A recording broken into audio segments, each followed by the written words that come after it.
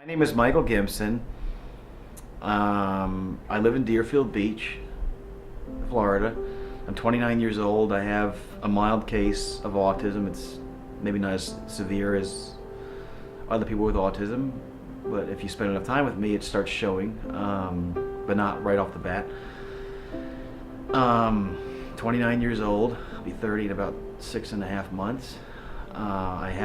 I went to college at Santa Fe Community College in Gainesville, Florida, which is opposite side of town of UF.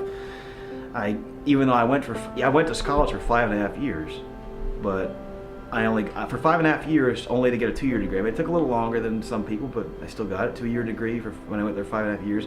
I got an Associate of Arts, an AA degree in Humanities, and so I got an AA degree in Humanities. And on top of that, I graduated from William T. Dwyer High School in 2004 when I was about 19 going on 20. And I got my earned high school diploma. I've been in a mental hospital 3 times, twice in Sandy Pines Hospital in Tequesta, Florida, and once in Columbia Mental Hospital. Not Columbia in South America, a different Columbia. In the summer of '97, when I was 13, I did have some rough parts of my life, and it drove me to the point where I wanted to shoot myself. So to stop me from doing that, I was in the hospital for 2 weeks in the summer when I was 13 of '97. Summer 2001, when I was 17, I ended up in the same place a second time because I needed some anger management, and I needed to end up in there before I hurt myself or somebody else, or both. And then I ended up in there again. I ended up in Columbia 3 months later, in October 2001 when I was 17. Because I vandalized a restaurant for certain reasons that maybe I'll reveal later or whatever, and I could have been charged with a crime and could have been sent to juvenile hall, but in lieu of that, because of the circumstances, they Baker acted me to Columbia for 6 days, but I could have ended up with a record. So that was the 3 times I ended up there. Now my life is good on the whole, but maybe back in those eras, maybe it was a little harder. Could you tell us a little bit about how you became to develop a passion for movies and filmmaking? I was interested as far back as 8 years old as making movies, maybe even 7 or 6 going on 7. Those weren't always movies about my life. They were originally like short stories, like I made a short family film when I was 7 going on 8 called Coke and Pepsi, about 2 fictional villains. One got the nickname Coke because he was a Coke fan, Coca-Cola. The other one got the nickname Pepsi because he was a Pepsi fan. They were partners. My dad actually played both of them, and but like in one scene where he's Coke, he showed his regular face, and in the other scene when he's Pepsi, he has glasses on, or maybe it was vice versa, glasses and no glasses. At that age, 7 going on 8, I thought, I was convinced in my own warped mind. Well, I was convinced in my own mind at age 7 going on 8. Well, the audience, if he's wearing glasses in one scene and not wearing glasses in another, and showing his regular face in another scene, the audience can't really tell the difference. But now I understand that there's a hole in that logic. But it's a fictional story with 2 villains named Coke and Pepsi. It ends with both of them ending up dead in battles. But it's fiction. But and then I made a few other family films. They're on VHS. Back in the early '90s and mid '90s, it was just VHS, not DVD, and the camera qualities are terrible. Back today, they didn't come out very well, but we made short family films. Even in the late '90s, I wanted to make not this movie, but short parodies, like spoofs of children's fairy tales, like Sidokio as opposed to Pinocchio. And it's spelled Cidokio, even though it's pronounced like with an S, but it's actually with a C. And it's got inappropriate humor. Like instead of Pinocchio's instead of his nose growing when he lies, his down there grows when he lies. And it has a lot of dirty humor in it. When it's a spoof of a children's fairy tale, but it's taken into a different context. And I made other parodies of other fairy tales, just into basically comedies, changing the context. And I tried to make those a few times in the late '90s and early 2000s, but they never ended up getting made. And after Dreaming Autistic Colors, whenever that gets done, I was hoping I could pursue those dreams as well. But right now we'll worry about this now, but worry about that maybe later. Well, it's one to make something of my life, to make something of myself, because maybe people I haven't seen in 10 plus years, I only talk to them on Facebook, and I only talk to them on the phone once in a while if I have their number. Once in a while, I talk to them on the phone or on Facebook, thinking, well, if I get this big project done, these people I haven't seen in person in a long time. My plan is to maybe set up a big premiere, and then when they find out about it, maybe that'll be a chance to have an excuse to have a reunion with them. An excuse to have a reunion with people I really miss. I have friends I haven't seen in a long time that I only talk to on the phone or once in a while or Facebook. So I thought, well, if I make something really big, this will be an excuse to bring them back in my life, just even for a day.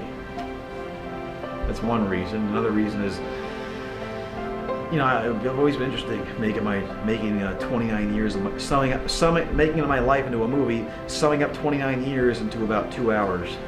Not necessarily I was planning on making this short 20-minute one first, and if it does really well, expand to a feature, roughly 2-hour one. I was hoping to seeing how well we could do summing up 29 years in 2 hours or so. And I've been trying to make this Autistic Colors movie as far back as 2004. I originally wrote this autobiography that the screenplay of this movie is converged from. Well, I wrote it in 2009, but prior to that, I wrote another. This is the 2009 edition, but I wrote another version in 2002 that I got rid of because I used the real names of certain people without their permission, and I changed them in this version, the 2009 version. The 2002 version, I didn't know back then I wasn't supposed to use certain people's real names for certain reasons, but then when one person in college read it, when my old roommate from college read it, he said, well, this is really good. You ought to make this into a movie. And that's one big reason I took his advice. And then I couldn't come up, it just said, the old 2002 version said Curtis Gimson's autobiography. I didn't have a title for it, so actually before Tony, I was with another film student way back in Gainesville, and we worked on it from December 2005 to March 2007. For 15 months we worked on it. We got 14 minutes of footage done, even though the dubbing was a bit off. We got some music score in the background, but then he ended up being transferred to NYU, and then he moved to New York, and then he took the footage with him, and I said, can I just show it to my parents? He tried emailing to us, but it wasn't sent through properly. We never got it back. But we were contemplating certain titles. He said, okay, I said, how about Breaking Point? He said, nah, that's too cliche. Okay, how about Fortunately Unfortunate? Nah, that doesn't work. How about Blessed by a Curse? We spent hours brainstorming at my old apartment in Gainesville. We spent hours trying to brainstorm certain ideas for names for the movie. And then we said, oh, you're autistic. How about Dreaming Autistic Colors? I said, that one stuck out the most. And with I talked to him on the phone very recently, in January of this year. I said, do you mind if we start from, since you left and aren't coming back anytime soon, this new film student, the person with the camera, Tony,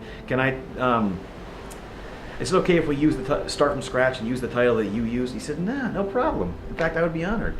And here we are. Yes, when I was growing up, I was bullied quite a bit.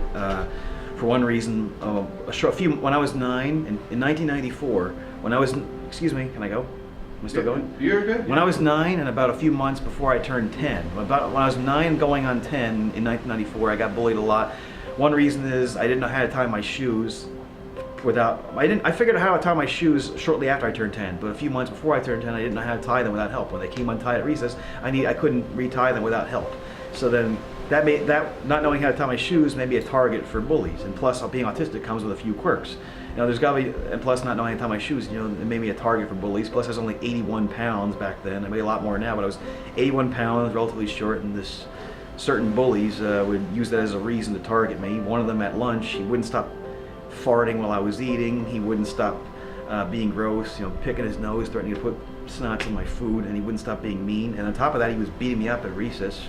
And then when I told people about it, they said, well, maybe he beat you up probably because you said something to him to provoke him. Well, it seems like with all that stuff he was doing at lunch, the gross stuff, it seems like he was the instigator. But then people didn't understand the situation. Talk to me, okay? Okay, on top of all that, the bullying and the physical abuse that year, then later that same year, in the summer of '94 when I was 10, yes, I was molested multiple times by an older 13-year-old boy, and it went on for give or take an hour a day, 5 days a week, over a period of about 4, maybe 5 weeks. I'm 29 years old and never forget it, even though I've healed mostly from it. So a combination of that and the bullying from earlier that same year and some other things, that's mostly what drove me into wanting to shoot myself when I was 13, which is why I ended up in the hospital one of the 3 times. And also when I was 17, years and years later, when I was in the mental hospital the second time out of the 3 times, I encountered a girl there that the person sitting across from me who's playing Ashley Trade-In or whatever, aka Ashtray nickname, she's a composite for someone I named in the story. I named her in the story. I named her Muriel, but that wasn't her real name in real life. I won't say what that is. But anyway, the girl that in my book, Muriel, she went through this similar experience with her stepfather, and it established a connection, an emotional connection. We both had a similar past, and I wanted to date her, but it turned out she was already engaged.